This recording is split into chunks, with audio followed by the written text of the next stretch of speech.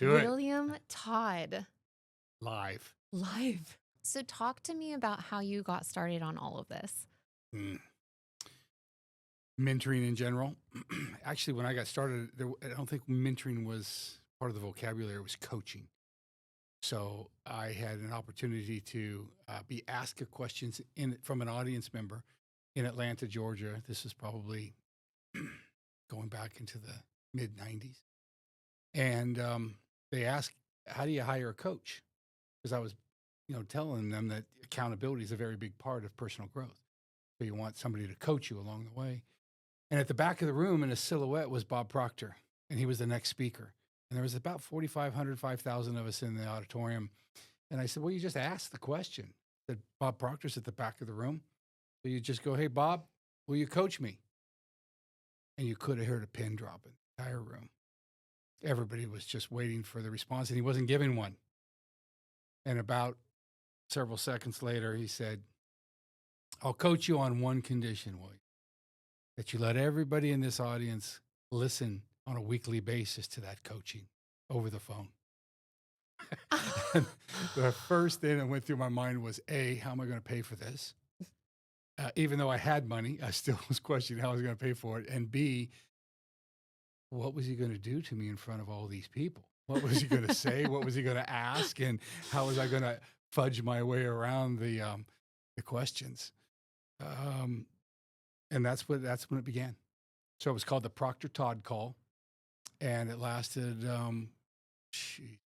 at least 3 months on a weekly basis. And on every week, we'd have close to 3,000 people show up on the call.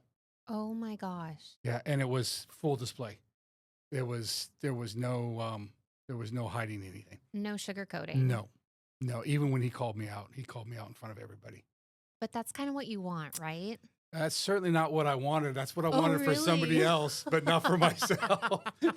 I was by no means prepared for that brutal honesty that I needed to hear. Mm. It was painful because I was so ignorant.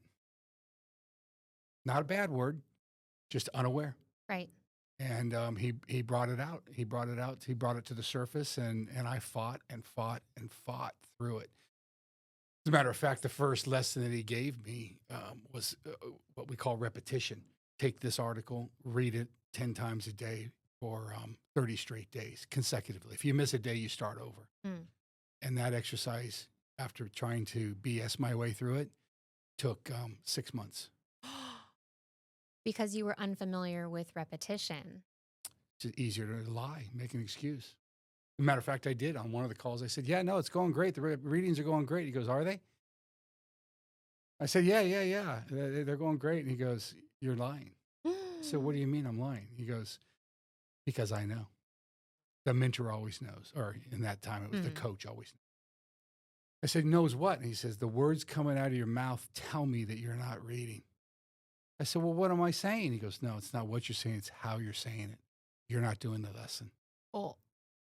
Yeah. Hot. And now, boy, do I know that to be the truth. Today, years later, decades later, thousands of students being coached. I know. You know now. I know. So you said something about the repetition, and I think what is really interesting is in your book, you talk about the attitude state the most, and that's like the first and foremost. But why attitude before repetition? Because don't they go hand in hand, or? Yeah, well, the lesson of learning the importance of repetition is critical. As a matter of fact, when we wrote the book, I had repetition first and attitude second. And Bob, when he started editing, he said, no. Attitude goes before repetition. I said, yeah, but if they're doing an attitude repetition, they need to know about repetition. He goes, not with a bad attitude, they don't. Oh. It's like, ding. Says you get the attitude right, then you learn about repetition, then you go on to the next levels. Right. And to his point, I would have to say that advice probably is the end result of thousands of people actually getting a positive result from this course, the 7 levels of awareness, because of that one decision. Because if I just started everybody on repetition with a bad attitude, they'd never make it to level 2. And so that's the genius behind Bob. And you, because he learned through someone, you learned through him, and now you're passing it on to so many of Yeah. us. Yeah. Well, And actually, it was Val Vanderwall Leland Val Vanderwall that started what was called the 7 steps. And him and Bob manipulated it into the 7 levels of awareness. But it was Leland that was Bob's mentor, one of Bob's mentors, Bill Gove, Earl Nightingale, Napoleon Hill. List goes on and on and on. But he gives a lot of credit to Leland for the 7 levels, or what Leland referred to as the 7 steps. and then you took it over because, correct me if I'm wrong, Bob Proctor talked about it a lot, but he never really taught. There wasn't like a step by step. There certainly wasn't a seminar, but every seminar included the 7 levels. But that was it. There wasn't a action course. As a matter of fact, I remember the day I saw the 7 levels of awareness. I was in the room. I was ignorant. I was, egotistical. I was, talked to the people that knew me back then. It was a scary William back then. But I was in the room. I was listening. Up came the slide. And out of all the personal growth that I had been through, going all the way back to 1980, probably started in personal growth about 84, 85, with books and cassette tapes and seminars and so forth. When I saw that slide go up and I saw the explanation behind it, and it wasn't Bob teaching it. It was another guy teaching it at Bob's seminar. I don't remember his name, but as I saw the slide start to unfold, I looked and I said, that's my problem and that's my solution. Get out. Immediately, I did nothing about it. 0. Years go by, decades go by, but that's for me, that was the date. I saw it then, I knew it then, but I did nothing about it because there was no course, there was nothing. And then fast forward to 2000 and probably 5, 7. No, it was even a lot longer than that. Probably 2009, 2010. I was on my way to Australia with my wife. I was leaving Oregon, heading down to San Francisco International Airport, and Bob called. He goes, what are you doing? I said, I'm leaving for Australia. He goes, what for? I said, I don't know. Just going down under. My wife's Australian, and I don't know. He goes, well, what are you doing with the rest of your life? I said, I don't know. And he goes, you need to come see me next week. I said, next week? I said, I'm getting ready to board a flight tomorrow morning for Australia. He goes, no, you're coming here. I said, Bob, you don't understand. Tickets are booked. Everything's booked. He goes, no, you need to be here. And he just knew something was off. I don't know what it was. Maybe somebody tipped him off that I know, but, I was out of balance. I was, attempting to find myself. And he had a seminar going called The Matrix. And I think it was like $25,000 an attendee for the week. It was not a small chunk of change. And I'll never forget when I landed, he picked me up at the airport. He took me to my hotel and he said, I'll see you tomorrow morning at 7 a.m. And I sat in this seminar. I didn't know. And my wife, by the way, is on her way to Australia. Bye. I said, I'll get there when I get there. So I'm sitting in this seminar and he said, the very first thing he said at 8 o'clock in the morning was, he said, somebody in this room is going to make a shift in their life that is so major, it's going to impact the rest of the world. And I don't know who it is, and I don't know what day it is going to happen, but it's going to happen. And for whatever reason, right then and there, I made a decision that I was going to write a book. Not that book. Really? Nope. I had another vision. As a matter of fact, during the break, I went up to my hotel room and I grabbed the website, and it was called The Mentor and Me. And it was going to be about a book about the journey with me and Bob Proctor as him coaching me through all these years. I didn't know what the chapter 1 was going to be. I didn't know what chapter 2 was going to be. I knew nothing about the book other than I'm going to tell the journey, and I'm going to expose myself, my weaknesses, my strengths, all that stuff through that. And that night, Bob had just built a studio in his backyard that was epic. I mean, it was there were TV stations in Toronto that said he had a nicer studio than they did. Wow. I mean, stuff coming out of the ceiling, stuff coming out of the walls. I mean, it was about as high tech as you can get. I think it was some ridiculous amount of money. I think the construction was $250,000 because he lived near the train tracks, so he had to build double walls.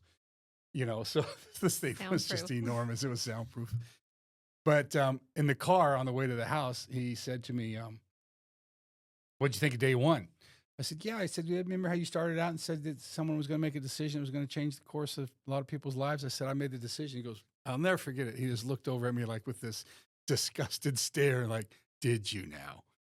I said, "Yes." He goes, and what are you going to do?" I said, "I'm going to write a book." And he turned back and looked at me again. He goes, "And do you have a title to this book?"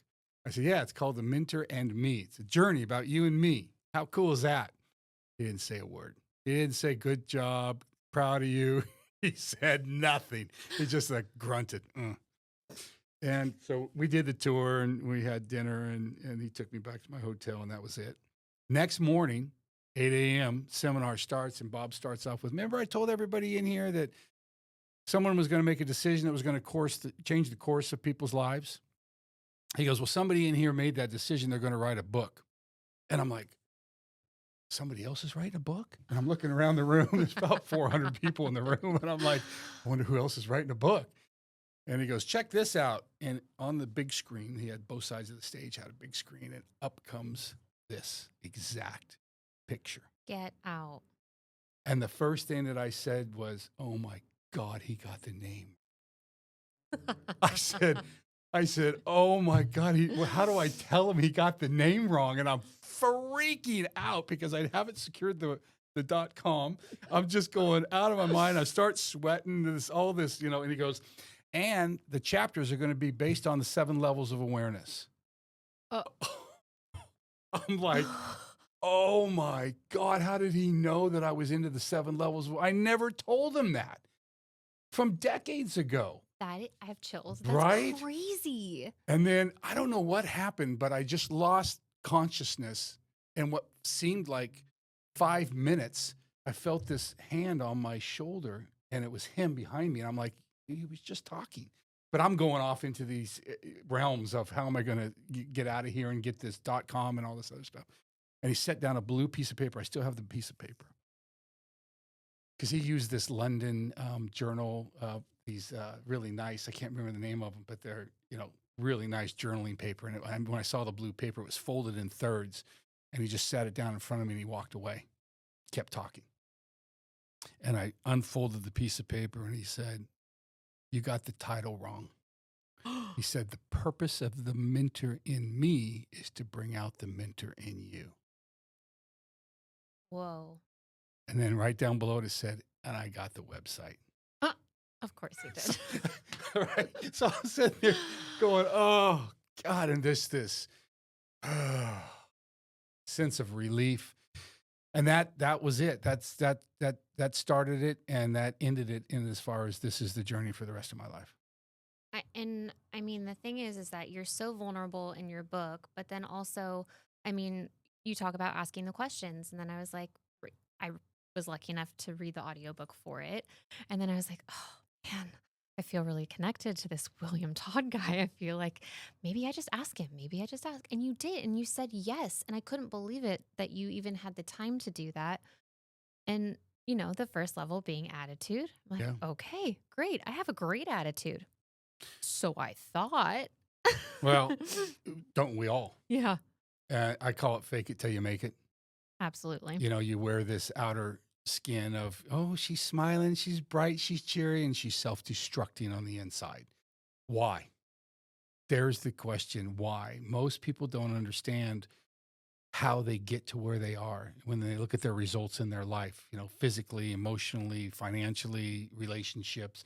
When you start adding it all up, what you see on the outside is not necessarily what's going on the inside. And so the idea there is to just be open enough to say, yeah, there's some history there. There's some things that have happened in my past, and can we talk about it? And I'm not talking about it on a couch. I'm talking about how do we replace those paradigms? How do we get rid of those habits that are torturing you on the inside and creating this false facade on the outside. How do we switch it so that you're just glowing Mm. because everything on the inside has been dealt with? Yeah. And I mean, everyone that I know that's been through the course, there is a sense of awareness. Mm, And then because you're aware, you then start to see it in other people and mm. you're, oh man, I want to help you, but you have to help yourself. It's a And law. It's yeah, a law. It's not, I hope or I wish it works. If you work the repetition and the levels, it's law. Results have to follow. yeah, absolutely. I mean, listen, you're one to testify to it, you know. Absolutely. How long No, ago was it that we started? I I want to say it was back in November we started, or maybe it was I did attitude in September Okay. and I was feeling great. And then again, let's talk about you knowing because I started level 2 and Struggled. I struggled. Mhm. But you knew before I knew. Mhm. You were like something shifted. What's going on? And I was like, I don't know. I'm doing the repetition. I'm doing everything I'm supposed to do. And you told me to stop. Mhm. And I was like, day 7 in, and I was like, to stop? Oh, okay. I'll stop. Yeah. Like, but I think that's Well, that's that coaching part of it. That's that mentoring part of it. Without Bob, there's no way that this would have come to light. You know, so sometimes you have to just say, look, I need some help. I need some accountability, or I need some hard truths mm-hmm. spoken. And if you're open to that, we had them. I think there was tears involved, Oh yeah. you know, so be it. But I kind of liken it to, you ever have an ant farm as a kid? No. But you know what I'm talking about? Yes. Can you imagine shaking it after all that work that's been done? You know, the ants would be like, what the heck? We had Why? all these trails and all these paths and everything was looking, and someone just came and shook it. That's kind of what happened to you. I just decided to just shake you a little bit, and you got a little rattled. And I liked it. I mean, I not at the time because now, but now I'm like, oh my gosh, like thank Yeah. goodness. Yeah. Well, look at, so did I. I don't think I got shooken. I think I got hit up the side of the head by a 2x4 because I was, you know, we talk about what level do most people start at. I was below level 1. I was a couple rungs down the ladder. I was basement or even maybe under the basement. So I had to get to level 1. And that was a work of miraculous achievement by Bob to get me to the surface so I Mm, could say, okay, let's start. yeah.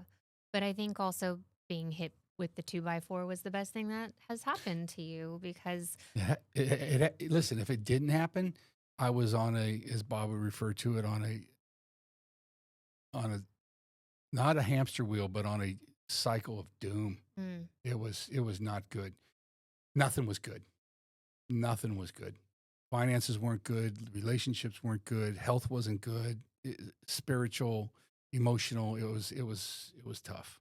and then do you find that now, obviously you've done the process, you've helped a lot of people. Do you feel like now that you are more successful with all of those things, did they go hand in hand? Yeah, Bob always used to tell me, and it drove me crazy, you need to calm down to speed up. And when I heard that, I always just get livid because I didn't understand what the hell he was talking about. Why do you always say that to me, for Christ's sakes? And then finally it hit that basically this was racing so hard and so fast in every aspect, from blame to lack of responsibility to, low self-awareness, low self-esteem. I was my own worst enemy. I mean, I didn't need any help from society to make me, ruin my future. I could do it all by All on my own. myself. Right? So, it's just one of those things where if somebody cares about you enough to see you through this, and that's one of the things with the future of where we're going with this is now there's an actual course online that you can take that simplifies everything, and we have a lot of coaches on there, to help with the same thing. And these people have been through all 7 of the levels. And they've also been tested on their results because results don't lie. Bob always used to tell me about that. He goes, hey, you can sugarcoat it all you want, but look around. Look at your friends, look at your family, look at your relatives, look at your relationships, look at your bank account, look at everything. They don't lie. And so we make sure that all of our coaches that are available to other people have got the results to back up. That's beautiful. So you've not only so the coaches have gone through the program, but now they've kind of built out the community. So it's pressure off of you Yeah. as well. Well, I never wanted the mentor in me or even the 7 levels of awareness to be about me, because Bob never made it about him. Leland never made it about him. And wherever it came from Leland all the way back, going back centuries, nobody ever laid claim to it. So Mm. I've always said that, look, this information isn't mine, but it works. Yeah. And so the whole idea here is that if you work the levels, everything else will work itself out. Yeah. I totally agree with that. Well, some of your testimonies are earth shattering. Like when I hear some of the stuff that you've done, I was like, that is so cool. Well, it's because again, it's all about awareness. Yeah. And then once you're aware, um, what did Bob say?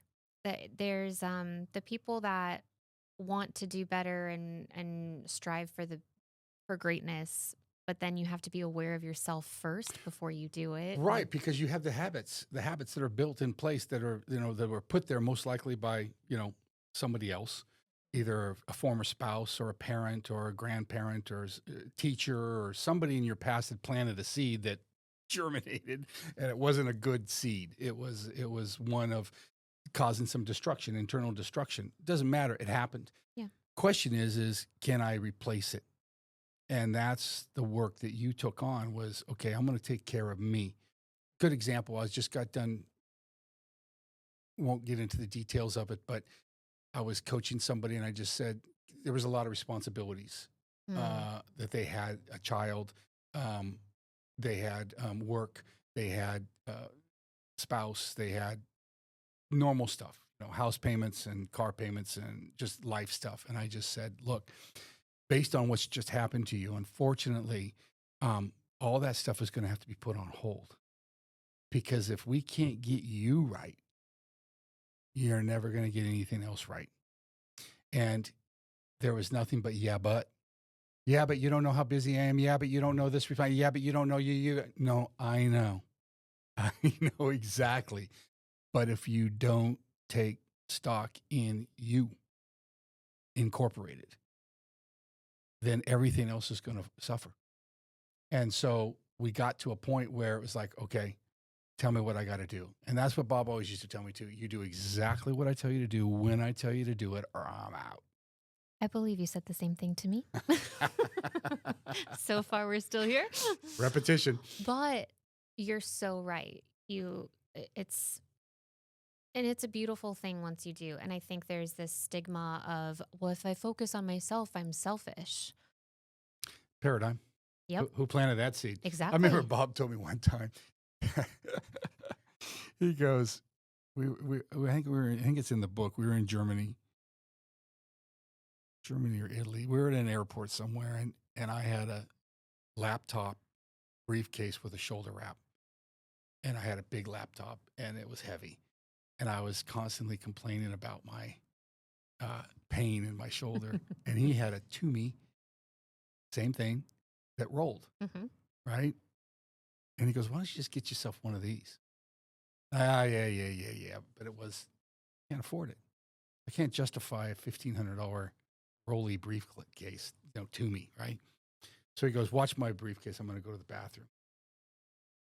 20 minutes later, he comes back and he's rolling a Toomey. And I look down. I'm like, did he take us? No, I got it here. And I can see the tags flapping off of it. He goes, here you go.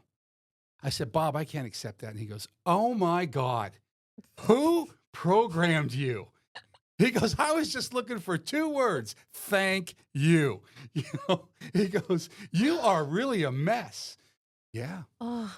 And I won't get into the details of where I have a problem accepting gifts. I'm really good at giving them. Yes. But I still can tell you that if somebody gives me a compliment or something like that, it's, and he goes, look, thank you. And then I say, you're welcome. And that's that. But the end. Not for me, it wasn't. So again, we all have these of course habits and these paradigms and these mindsets, and how they working out for you, what Bob used to say. How's that going for you? Not good. Well, then I suggest we replace it. And that's it's so and then you think about it and you're like, "Oh, it's just that simple. You just replace it." But But it's we're not. programmed to blame. It's so much easier to Oh, blame. You know, it's it's like, so oh, my true. mom planted that seed, or my dad planted that seed, It's or not my fault. I'm just born with it. I'm I stuck with it. never. You know what? How many years have most of us done that? Like, you can't get those years back. Bob always used to tell me, he goes, this isn't a dress rehearsal. This is the show. So why are you wasting any time on, let alone years of blame, and lack of responsibility? Move on. And it was like, God, he's telling me this and I'm 40. Where were you when I was 13? But now, with that said, what a beautiful blessing because Yeah. 13-year-olds can learn this Well, stuff. I've got a couple, and I'm telling you, the parents, what they tell me, that the schooling, the grades, the associations that Mm. were starting to tear them apart. I mean, one story, Rob, Yeah. yeah. So his son went through the course Oh, awesome. and got into college, and I think I got him as a senior. Um, and just before he went into college, and I asked him not too long ago, I said, how's your son doing? Oh my God. He goes, you're not going to believe. He goes, this kid's attitude, this kid's grades. I mean, he's kicking goals. He blah, blah, blah, blah, blah. And look, it wasn't me. He took responsibility and said, I'll join you. And he made the decision to do Yeah. it. And Rob even told me, he said, look, he goes, you got the green light. Whatever you need to do, whatever you need to say, make it happen. It's so great. Well, I think also too with kids having the parents have to like be involved in it too, right? Or Well, well, the parents have to. I guess that's hard too because like the parents would need to do the work in order to understand what the kids are doing. Or yes and no. Mm, It depends on the circumstance. I mean, it's fair. like Bob says, from a grain of sand to the highest star in the sky, they're all different. Mm, And so are parents, so are kids. yeah. But as long as the kid wants it, Yeah. then that's a good start. It's usually the parents that want it more than the kid, and that's a problem. Yeah. So I'm working on it with one right now. I met with a couple Saturdays ago, and I just gave him the basics. And I gave him lesson one. And I said, when you're ready, let me know, and I'll hold you accountable. And so about a week ago, he texted and said, I lost the lesson. Can you resend it? I said, yes, but you have to be accountable to me whenever you start it. So let me know when you're going to start. I still haven't heard from him, Dang it. but the seed's planted. Yeah. Because he wants to be a pro football player. I said, Mm. okay. I said, what are your friends like? Because I said, those are the ones that are going to determine whether or not you go to the NFL or not. Oof. I know you're a great player and I know you're being scouted, but who are you surrounding yourself with? That's the dangerous part. And that's one of the hardest lessons too. That energy, the vibration of you building off of the people that you're around and talking to on a daily basis or seeing it makes a Yeah. difference. But, for a 14-year-old to have a goal like that, that's pretty impressive. Yeah, it's amazing. But there's a lot of, what do I call it? Naysayers that would want to attempt to destroy that goal Yep. at a young age. Yeah. And then you've got all the other influences that come in from, alcohol, drugs, and everything else in society. Sad. Well, I hope he texts you. Yeah, he will. Yeah, he will. Usually when something goes wrong, Yeah. that Like, first, oh, okay. yeah, time to call Will. Well, I guess we'll wrap it up with one more question. So let's go into the course. What are you most excited about for it to be available for the world? Well, just before Bob's passing, he wanted it in an app. And so we built it already in an app, but worldwide it became very problematic between Apple and Google and Europeans have a lot more Google phones than they do Apple phones, and South America is different, and language translations, and so we found it very difficult to continuously update the app with every time that there's a software upgrade. Everything changes on the app, so you're and those things used to come once every 6 months, and now they're coming weekly, Yeah. if not monthly. Every time I look at my iPhone, it's like, you have an update. And I'm like, I just had one. So we decided to put it on a web base. So right now we're just beta testing it, but 7levelsofawareness.com. The number 7 or spelled out 7. Either way, will get you there. But I think it's more of a community than it is a course. Yeah, the way that we've set it up and being able to communicate with people on the same wavelength that you're on Mm. is kind of important. When you go to Twitter or X or TikTok, any of those other things, and you're into a personal growth um, community, you're not necessarily teaching and learning the same thing. Right. So somebody may come at a completely different level than you are, and so we built this with our own social media inside of it, so that everybody that's talking to each other knows where everybody's at level That's wise. so great. Yeah, so that's going to be the big part of it. Meditation is a big part of it. Interesting. Yeah, so we found that whenever people get into repetition, and we recommend 5 times a day of the same lesson. It takes about 15 minutes, 20 minutes out of your day. But we find when people space it, like 2 times in the morning, maybe once at lunch, and then 1 in the afternoon, or all 5 just before bed, or all 5 as soon as you wake up. When you combine it with a meditation course that aligns with that lesson, they seem to be more inclined to go right through it, no matter what time of the day it is, from our tracking. So if you listen to the attitude meditation and then you turn on the attitude lesson, that 15 minutes feels like 5 because you're in a completely different state of mind. And that's where Bob always said, you got to calm down to speed up. So that's why we plugged in the meditation. And then we also added journaling to it, because we think it's also important that because like I would do anything to have my journal or a journal with my time with Bob. He's gone, right? Can't get that back. So as you journey through the 7 levels, you should also journal your way through the 7 levels. Thought that was an important part of it. And then we put the book on audio. I said, you shouldn't say we. You put the book on audio. It was a team effort. Thank you very much. So that pops up on Audible, and we'll have some teasers on that in the website as well. So yeah, whenever you're ready, I think for change, or you're looking at your results and you're saying, I've got to find a better way to improve them. I always, in closing, I'll just say that I always use a gym membership or a weight loss goal to personal growth. Bob always said, the body does not have the inherent capacity to heal the mind, but the mind has the inherent capacity to heal the body. So he goes, why do we spend so much time on the body with what we wear and how we look and what we make up and hair and nails? And, he goes, think about it.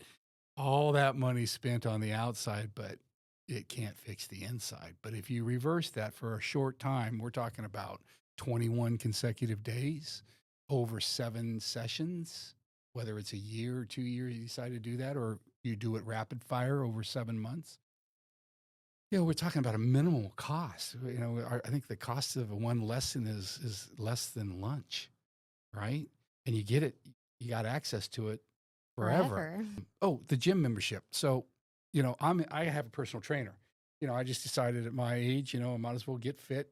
Bob did too. I remember Bob was in the gym at 70 or something. I'm like, how cool is that? He's on a treadmill. And so now I have a personal trainer and I'm working out, and she uses what's called repetitions. So I'm curling, I'm doing, the bands. I'm doing the core work. I'm doing all that, but it's like after a few months and a couple years of it, it's like, it's the same thing over and over and over again, and it cost me a pretty penny for a month of personal training, right? Compared to a month of personal growth, it's nothing in comparison. But the difference of the outcome is major. Yeah. So whenever I don't feel like working out, I remember there's going to be no real results if you're not putting in the effort of repetition. So whether it's gym or whether it's the mind, I suggest you prioritize the mind and the body. Yeah. Well, thank you. No, thank you. Yay. Great being here.